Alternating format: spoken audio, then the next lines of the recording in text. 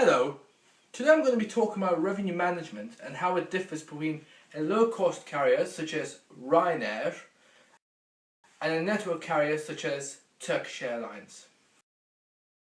I'm going to firstly look at what revenue management is.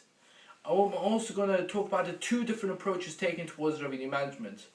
One being the traditional approach and the other one being the low-cost carrier approach. So, what is revenue management? Well, it's the practice of maximizing revenue generated from a fixed seat inventory which is perishable at the time of departure.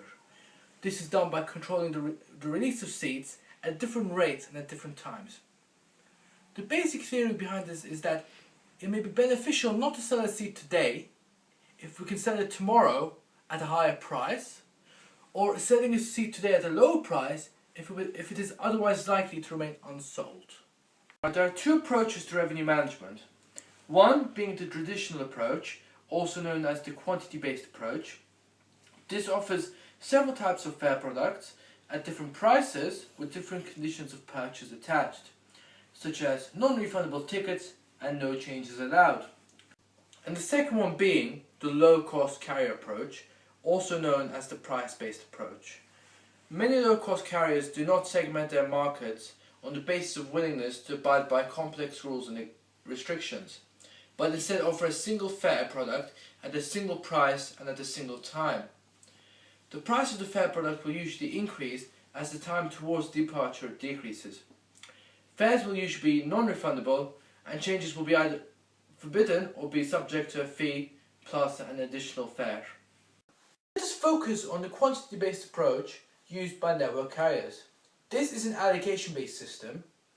Firstly, a schedule is established taking into account volume and demand in the market served.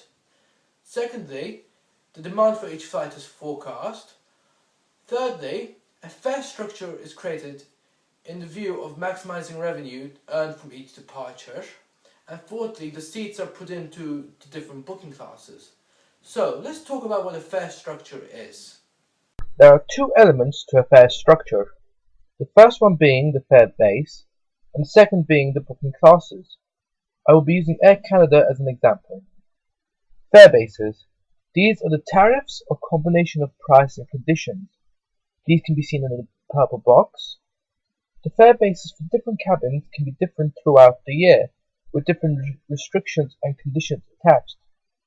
For example, the cheapest class Tango has many conditions attached, such as no refund and flight change fees. However, the most expensive fare option, the Executive First Flexible, has no conditions or restrictions attached whatsoever. Booking classes. Cabins are split into booking classes. For example, economy class in Air Canada is split into Tango, Tango Plus, and Latitude. And this can be seen in the diagram on screen. The booking classes will have fare bases with similar prices. Although the prices are similar, the conditions and restrictions attached to each booking class is different. It is these booking classes that are each characterized as a fare product for the purposes of revenue management. So, revenue managing a single flight leg. Quantity-based revenue management is broken down into two steps. One being the allocation of inventory, which in our case are the seats, and the second one is the management of the inventory, and we will concentrate on this section, and this part mainly deals with nesting. Revenue management control types. Nesting has been used over the last 20 years to deal with reservation requests being non-sequential. There are three types of nesting: serial, parallel, and hybrid. Serial nesting. This is a hierarchical structure.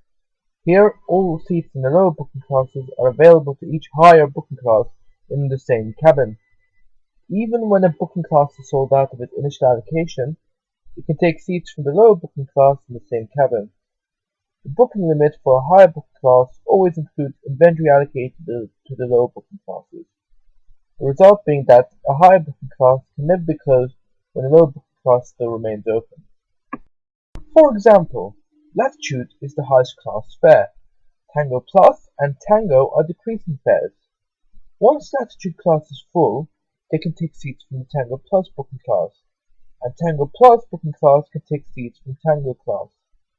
Lower booking classes can only take from higher booking classes once it is confirmed that no more tickets will or can be sold for that booking class. The advantages of serial nesting.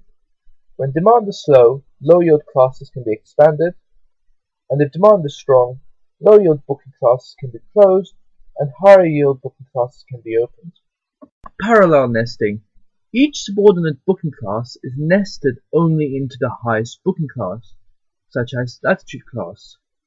The highest booking class can take seats from each of the lower booking classes, but those classes cannot take seats from each other, as they are separated and are not nested with each other. Hybrid nesting. This combines the features of serial and parallel nesting, as there is a partitioning of some low-yield booking classes from each other. However, there is the nesting of these lower classes and intermediate classes into the full fare booking class, which has access to all the subordinate booking classes. One rare control type is distinct control. Here, a fixed number of seats are allocated to each fare class, and the fare can only be purchased if there remains inventory in the fare bucket.